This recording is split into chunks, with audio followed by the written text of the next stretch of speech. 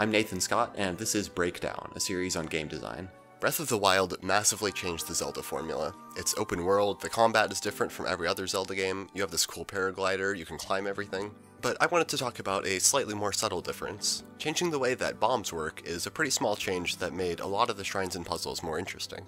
In past Zelda games, you have to buy bombs from a shop, and you have a limited number of them. Once you use up all those bombs, you're out until you get the chance to go back into town. Breath of the Wild gives you essentially infinite bombs, with a cooldown every time you use one. I'm going to use Twilight Princess as a comparison just to avoid comparing every other Zelda game individually, and also because it uses bombs quite a bit.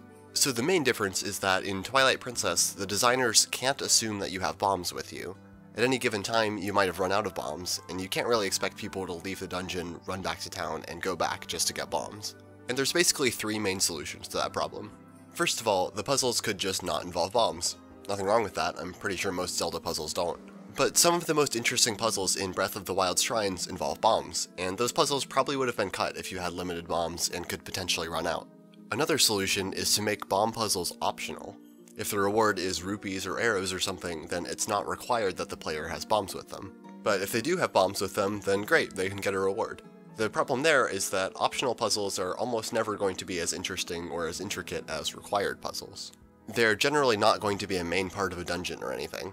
In Twilight Princess, it's usually not much more complicated than seeing a cracked rock and throwing a bomb at it. Because the reward isn't required to continue the game, not as many people are going to do it, so the designers aren't going to spend as much time on those puzzles. The most common solution, though, is to have bombs nearby. Twilight Princess has these spiders that drop bombs when you kill them. They keep coming back, so you'll never run out of bombs. The Forest Temple in particular has these bomb spiders all over the place.